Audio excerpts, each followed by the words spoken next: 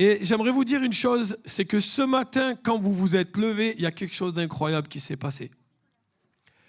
Quand vous vous êtes levé ce matin, vous avez fait des choses entre venir jusqu'ici à l'église, vous avez peut-être pris votre voiture, pris les transports, vous êtes réveillé avec une personne peut-être à vos côtés, vous avez pris votre petit déjeuner avec des personnes ou tout seul. Mais dites-vous une chose, c'est que le fait que vous soyez venu jusqu'à l'église, il y a forcément des gens qui vous ont regardé. Vous allez dire, tiens, ah bon, il y a des gens qui me regardent. Ouais. Il y a des gens qui vont vous regarder dans la façon dont vous vous habillez, dans la façon dont vous vous comportez. Et c'est à ce moment-là que chaque jour, dès que vous allez vous lever, vous allez être un modèle pour une personne, pour au moins une personne qui va vous observer. Je parle de bons modèles. On est tous des bons modèles quand on vient à l'église. Ouais, le dimanche, je vais à l'église, je vais louer Dieu, on s'habille bien, et les gens nous regardent. Vous pensez que moi, aujourd'hui, dans ma façon dont je suis habillé, dans ma façon dont je suis rasé, j'ai forcément eu des modèles. Je me suis dit, lui, il m'inspire dans sa façon dont il est rasé. Ça me plaît. Et j'ai peut-être envie de devenir comme lui. Aujourd'hui, je suis habillé d'une façon, c'est peut-être que quelqu'un m'a inspiré pour que je sois habillé aujourd'hui. Aujourd'hui, si je me tiens devant vous et que je marche avec Dieu, c'est forcément quelqu'un qui m'a influencé dans la foi et qui m'a donné envie de lui ressembler. Vous êtes tous des modèles pour l'un et l'autre. Et aujourd'hui, c'est le thème qu'on va regarder un peu ensemble. Et je vais demander à Catherine si tu peux m'envoyer le premier slide. Quel modèle veux-tu être? Et ce n'est pas parce que tu as 5 ans, que tu as 15 ans, que tu as même 18, que tu as même 30, 40, 50, 60, 70, à n'importe quel âge, à n'importe quelle minute de ta vie, tu es un modèle sans savoir pour beaucoup de personnes qui te regardent. Mais quel modèle veux-tu être? Ça, c'est la question. Ça, c'est la question qu'on va se poser aujourd'hui. Et il y a Paul qui nous encourage à dire « Soyez tous mes imitateurs, frères, et portez les regards sur ceux qui marchent selon le modèle que vous avez en nous. » C'est-à-dire que Paul était déjà lui-même un modèle et disait à ses disciples « Regardez-moi comment je vis la foi. » Parce que c'est vrai que le premier modèle qu'on devrait avoir, c'est celui de Jésus. Mais à l'époque, Jésus était déjà parti. Et c'est vrai qu'ils avaient aussi besoin d'avoir des modèles devant soi et dire, mais ok, ressemble à Jésus, il a fait ci, ça, mais moi j'aimerais bien voir quelqu'un qui est un modèle vraiment de Jésus. D'accord ? On va commencer par cette petite histoire. Je vais demander à Noam de venir. Attends, je vais te mettre là. Hop, et tu peux y aller. Tu peux commencer ici. Comme Jésus était à table dans la maison, voici beaucoup de publicains et de gens de mauvaise vie vinrent se mettre à table avec lui et avec ses disciples. Les pharisiens virent cela et ils dirent à ses disciples, « Pourquoi votre maître mange-t-il avec les publicains et les gens de mauvaise vie ?» Jésus, les ayant entendus, leur dit, « Ce ne sont pas ceux qui se portent bien qui ont besoin de médecins, mais les malades. Allez et apprenez ce que signifie « Je prends plaisir à la miséricorde et non au sacrifice, car je ne suis pas venu appeler les justes, mais des pécheurs. » Merci beaucoup. Est-ce qu'on peut passer à la slide suivante ? Regardez ce que vient de faire Noam. Il vient de lire la Bible. Et je suis sûr que ce n'est pas évident de venir devant la scène et de voir lire la Bible comme ça devant tout le monde. Il y a du monde, on peut avoir peur. Et peut-être que Noam, ce matin, quand il est venu, il est un modèle déjà pour une personne parmi nous. D'avoir eu ce courage et de cette audace de lire la Bible. Alors j'aimerais qu'on puisse... Le verset qu'il a lu, on voit un peu cette scène qui est assez belle, où on voit Jésus qui est détendu et qui accepte de boire du vin. Et puis, il y a des gens qu'on appelle des publicains. Donc, il faut savoir qu'à l'époque, les publicains, c'était des gens qui ramassaient les impôts. À l'époque des Romains, les Romains avaient soumis, en fait, toute la Judée où vivaient les Juifs. Et les publicains étaient mal vus parce qu'ils collaboraient avec les Romains. C'est-à-dire que c'était des collecteurs d'impôts qui étaient des Juifs et qui remettaient les impôts aux Romains. Et en fait, le peuple juif les voyait comme des traîtres. Ils collaborent avec les ennemis. Et en fait, ils les aimaient pas du tout. Et quand on les voyait dans les fêtes, en général, on s'approchait pas trop d'eux. On les fuyait comme la peste. Et là, en fait, il y a des publicains qu'on peut voir sur le côté qui sont en train et des gens de mauvaise vie. Mais imaginez-vous des gens de mauvaise vie, des gens qu'on appelait à l'époque des brigands, des voleurs, qui vivaient des choses pas très sympas, voilà, des gens qui parlaient mal, des gens qui faisaient beaucoup d'histoires. Et en général, on n'aimait pas être près d'eux. Et Jésus va se laisser approcher de ces personnes. Vous allez me dire, mais est-ce que Jésus, à ce moment-là, c'est un modèle ? Dans la religion juive, ce n'était pas forcément un modèle, quelqu'un qui s'approchait, qui était approché de mauvaises personnes. Et au fond, on a les hommes de loi qu'on appelle les pharisiens. Les pharisiens, on les observait parce que c'était des personnes qui connaissaient la loi. C'était des exemples incroyables. Et ces gens-là, en fait, ils étaient là, ils observaient Jésus. Et ils scrutaient comme ça, avec la loupe, en disant, regardez ce qu'il fait Jésus. Il mange avec des mauvaises personnes. Des gens qui parlent mal, qui disent des gros mots. On va aller le dire à la maîtresse. Regardez. Et là, il disait, regardez aux disciples, regardez, vous pensez que votre maître, c'est un exemple? Est-ce que c'est un modèle qui mange avec des gens de mauvaise vie, qui trafique avec... c'est un collabo. Attention, mais vous ne vous rendez pas compte. Ils étaient comme ça en train de parler aux disciples. Mais vous imaginez la situation, vous imaginez cette situation qui est inconfortable. Jésus qui se dit être un modèle et qui doit enseigner à ses disciples, à ce moment-là, peut-être que les disciples se sont dit, ouais, peut-être que Jésus, c'est pas forcément un modèle de manger avec ce genre de personnes-là. Et en fait, ce qui était incroyable, c'est que les pharisiens, eux, ils observaient tout ce qui était mal sur Jésus. Ils ne pouvaient jamais être satisfaits de toutes les belles choses où Jésus était un modèle. Dans plein d'histoires, vous allez voir dans la Bible où Jésus va ressusciter, va faire des miracles incroyables, va prendre des gens. Là, en fait, Jésus est un super modèle. Vous savez de quoi ? Jésus est un modèle de compassion. Il est auprès des gens qui ne le connaissent pas et qui souffrent. Et en fait, à ce moment-là, il y en a qui vont pointer le projecteur sur lui et dire « Regardez comment il est ». Et en fait, Jésus... il sait lui-même que c'est un modèle. Il n'a pas besoin d'avoir des rétracteurs, il n'a pas besoin d'avoir des gens qui vont commencer à le pointer du doigt. Il sait très bien qu'à ce moment-là, il est en train de démontrer l'amour du Père vers ceux qui sont perdus et égarés. Et c'est pour ça qu'il va dire, je ne suis pas venu pour ceux qui étaient en bonne santé, mais ceux qui étaient malades, ceux qui ont besoin de moi, ceux qui ont besoin qu'on nettoie à l'intérieur du cœur. Et Jésus n'était pas que pour eux, il était même pour les pharisiens qui jugeaient en permanence. Parce que quand on commence à juger, on est aussi même des pécheurs. On n'est pas mieux que les autres. Et cette petite histoire nous amène justement à nous, comment on pourrait être un modèle en fait comme Jésus. Et on va passer à la slide suivante. Et il y a un verset qu'on a appris avec les enfants qui dit que personne ne méprise ta jeunesse, mais sois un modèle pour les croyants par tes paroles, ta conduite, ton amour, ton esprit, ta foi, ta pureté. Et là, vous allez me dire, ouais, non, mais écoute Gabriel, ce verset-là, c'est pour les enfants, c'est pour les jeunes. Moi, écoute, j'ai 70 ans maintenant, ça ne fait plus partie de moi. Ouais, mais tu as été jeune. Donc ce verset t'appartenait.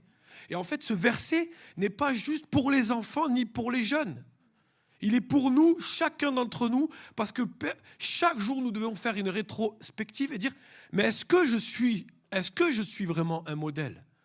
Est-ce qu'aujourd'hui, en tant que personne qui est 90, qui est 80 ans, est-ce que quand les jeunes ou quand les adultes me voient un modèle de Jésus au travers de mon comportement ?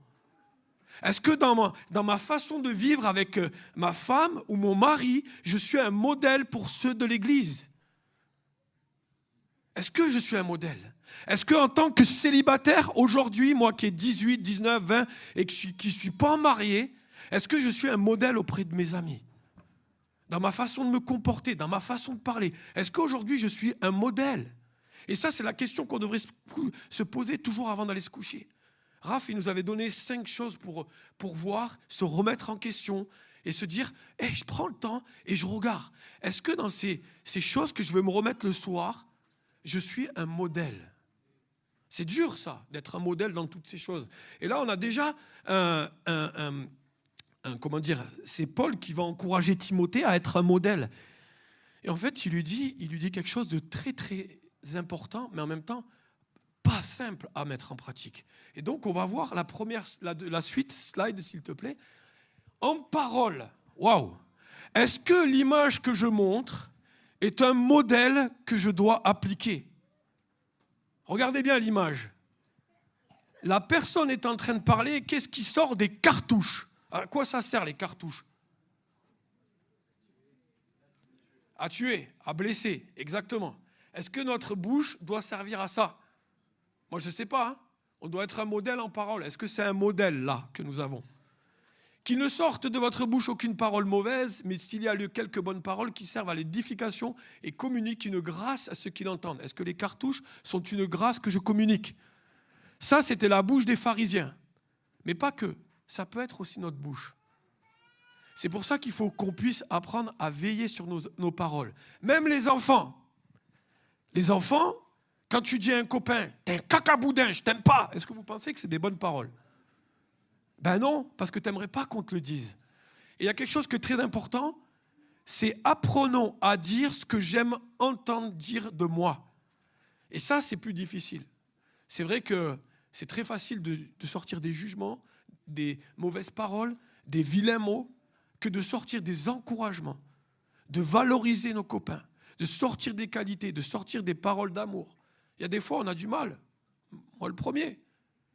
Mais tu dois toujours dire, Seigneur, aide-moi à être un modèle de parole comme tu l'étais. Slide suivante. En conduite. Alors ça, c'est magnifique. Regardez bien l'image et dites-moi si les papis et les mamies qui sont représentés sur cette photo sont un modèle de conduite. Et observez bien l'image. Bravo, Pauline. Est-ce que vous pensez qu'ils sont un modèle de conduite? Eh oui, exactement. Ils sont heureux, on les voit, ils sont trop contents d'être ensemble. Ça pourrait nous rappeler comme ils étaient écoliers, ils étaient copains et copines à l'époque. Et qu'est-ce qu'ils font? Ils se promènent sur la route. Ils ne sont pas sur le trottoir. Alors attention, hein, c'est une image, c'est juste pour vous montrer que les papis et mamies, même avec les cheveux blancs et toute la sagesse qu'ils ont, ben, des fois, ça peut arriver qu'ils sont tellement dans la joie qu'ils ne sont pas forcément des modèles. Attention, je rigole, hein. Je sais que vous êtes tous des modèles. On a des modèles dans l'église et on est reconnaissant pour ça, vraiment. Quand je vois le nombre de papis et mamies de couples qui aujourd'hui sont encore mariés, j'aimerais vous le dire, vous êtes un modèle pour moi. Vraiment. Aujourd'hui, le modèle de fidélité, ben, on l'a dans l'église. Et on vous remercie pour le modèle que vous êtes. Suivant. En amour. Regardez bien. Est-ce que c'est un modèle? Pensez-vous, alors un journaliste qui interviewe une personne, pensez-vous qu'il existe de nos jours une tendance croissante à l'individualisme? C'est une bonne question. Mais qu'est-ce que ça nous démontre là? Qu'est-ce qu'il aurait pu faire le journaliste? Très bien, mademoiselle. Ton prénom c'est? Merci Naomi, tu as un joli prénom en plus. Eh bien Naomi, exactement comme elle nous l'a dit, il aurait pu partager son parapluie. Et ça, c'est des choses qu'on peut faire, nous, au quotidien. Est-ce qu'on est des modèles d'amour au quotidien dans nos démarches? Et hier, je partageais un repas avec Michael et Jarod. On était dans une pizzeria. Et à un moment donné, en fait, le serveur qui servait une table à côté, il avait pris plein d'assiettes. Et boum, badaboum, il y a tout qui s'écroule, qui se pète et tout ça. Et nous, on a juste observé la scène. On aurait pu faire beaucoup de choses, mais des fois, de temps en temps, moi, j'aime bien observer. Et il n'y a pas grand monde qui s'est levé pour aider le serveur à prendre l'assiette et à une qui était restée par terre et à lui donner. Et j'aimerais vous dire, c'est que dans tous les domaines, dans tous les moments où on peut justement aimer les gens, allons-y. Là où on peut aider quelqu'un qui est en difficulté, allons-y. Mais des fois, on a du mal parce que soit on a la peur. Bon, on est dans un resto, il y a tout le monde qui nous regarde, hein, c'est clair. Ça fait gling, bam, tout le monde s'est arrêté de manger et le projecteur était mis sur le serveur et tout le monde était mal à l'aise. Et des fois, dans notre mal à l'aise, on oublie qu'on peut à ce moment-là être un modèle de service. Alors c'est sûr, il faut prendre sur soi parce que les regards vont se river sur nous et puis on est mal à l'aise, on va aider. Mais ce n'est pas grave, soyez un modèle. D'accord? Slide suivante. En foi, un modèle de foi. La foi est un muscle qui se travaille. Oui ou non? Vous êtes sûr? Bah attendez, je veux juste que vous m'aidiez ce matin. Jésus est mort à la croix pour nos péchés, vrai ou faux? Bon, eh ben c'est bon, je crois en lui, je suis sauvé, je peux vivre ma vie, non? Oui ou non? Pourquoi? Il faut muscler ta foi, exactement. Comment tu la muscles, ta foi? Soyez pas timides ce matin, c'est vous les modèles, hein, c'est pas moi. Alors? On prie en Dieu, très bien, Léna. Ah, toi, tu as été bien formé par tes parents. Bravo aux parents. On prie en Dieu, exactement, ça en fait partie. On lit la Bible, on met en pratique ce qui est écrit, etc., etc. Et on commence à prier. Je prends un exemple tout bête. Il y a des personnes ici que je vois le mercredi matin qui viennent à la prière, qui sont fidèles depuis des années et qui vivent des situations qui ne sont pas simples dans leur vie. Et c'est là où ils progressent dans leur foi. Et quand je vois certaines femmes dont leurs maris ne sont pas encore à Dieu, je suis mais tellement impressionné de leur courage et de leur persévérance à venir prier, à continuer à se battre. C'est là où tu muscles ta foi. Et c'est là où, comme moi je les regarde, ces femmes-là sont des modèles pour moi. Et de me dire que quelle que soit la situation qu'elles vivent à la maison, d'avoir une personne qui n'est pas dans la foi, qui ne partage pas, voire des fois qui est rétracteur, eh bien je dis, waouh, Seigneur, merci pour ces modèles.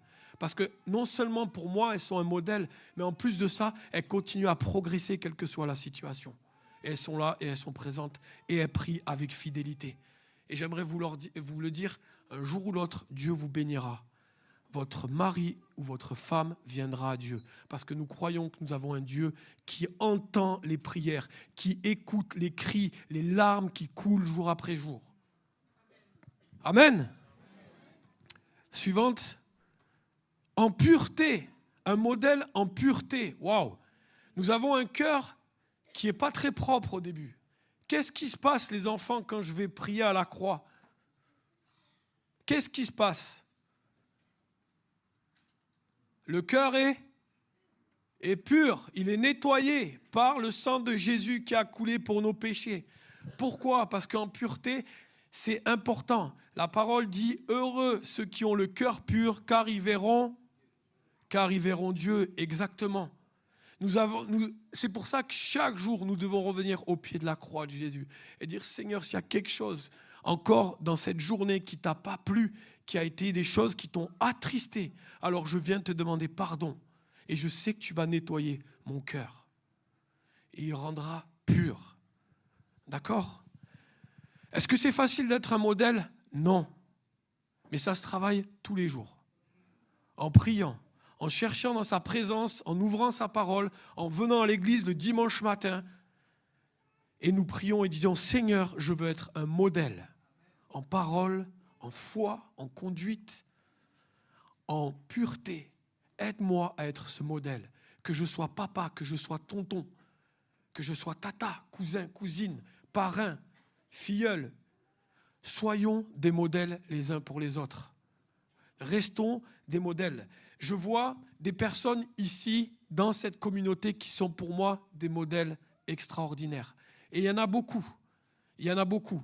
Et vraiment qui sont là, qui viennent dimanche après dimanche et qui, malgré ce qu'ils vivent au quotidien, ils restent fidèles à la communauté et ils viennent. Peut-être que, comme disait Raphaël, tu n'as pas eu de papa, de maman, etc. Mais dans cette communauté, je crois que tu peux trouver des frères et des sœurs, des tontons, des tatas, des références, des modèles qui mettent en pratique la parole et avec qui tu peux construire des amitiés et même qui deviendront peut-être des papas spirituels, pas des papas physiques, mais un tonton spirituel, quelqu'un qui va veiller sur toi, qui va t'enseigner à vivre ces choses-là et à avancer. Dans cette communauté, on peut vivre ça. Même si on a perdu des amis, si on a perdu des papas, des mamans, des tontons, des tatas, etc. Ici, on peut retrouver ces personnes-là. Amen. Voilà, les enfants, j'aimerais conclure avec ça et j'aimerais vous inviter, les enfants, les 6-11 ans, et voir s'il y en a qui connaissent aussi. On va vous montrer ce qu'on a appris un petit peu. Alors, les 6-11 ans, venez sur scène. On va voir si vous êtes courageux et vous allez pouvoir être des modèles pour ceux qui vont vous regarder ce matin. Allez, venez. Venez. N'ayez pas peur. Et j'aimerais pas m'arrêter juste aux enfants. À chaque fois, À chaque fois que je passe, ils vont dire Gabriel, il a toujours que de l'importance pour des enfants. Non, j'aime tout le monde. Et j'aimerais voir ceux qui ont du courage, que tu sois jeune ou ancien, te défier et te dire, viens avec les enfants, ne t'inquiète pas, vous allez recopier ce que je fais, ce n'est pas difficile. Donc si tu as du courage, si tu as envie d'être un modèle ce matin, viens devant, lève-toi, que tu sois jeune, adulte ou cheveux blancs, je te défie. Lève-toi simplement et viens avec les enfants, on va faire quelque chose. Ah, Thierry, merci. René, ah, ça me plaît de voir les générations. Voilà, c'est bien, il y a du monde. N'ayez pas peur, je ne vais pas vous manger. Et on peut les applaudir. On a des courageux. On a des modèles avec nous. Et ça, voilà, c'est un exemple de famille. Ce qu'est l'Église. Il n'y a pas que les enfants. Il y a tout le monde qui est représenté. Voilà. Ça va, Gadi, c'est bon? Voilà. Alors, ça va être simple. Vous allez répéter ce que je fais. On l'a déjà fait, il y en a certains qui le connaissent. C'est un verset qu'on apprend en ce moment avec les enfants. C'est « Je puis tout par Dieu qui me fortifie ». Et la suite, c'est « Ah, là, il y a un enfant qui a besoin des parents. Et les parents, ils sont actifs. Excellent. » Des parents modèles. Donc, on va répéter et il y a une deuxième strophe qui dit « Avec Dieu, nous ferons des exploits ». D'accord ? Et ça, c'est des versets que vous pouvez proclamer chez vous à la maison devant votre miroir. Un exemple, ou que vous pouvez faire avec des copains, des copines quand vous n'êtes pas motivé, que vous êtes un peu. Le fait de proclamer la parole, waouh, ça nous aide à devenir des bons modèles. On est d'accord? Vous êtes prêts avec moi? Alors.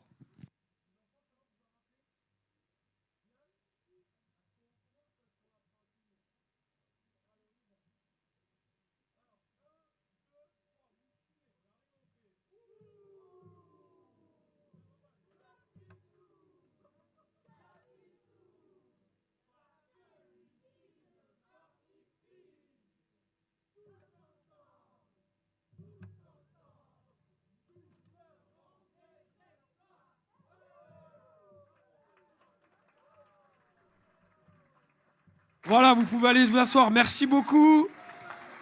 Elle est belle, la famille, elle est belle.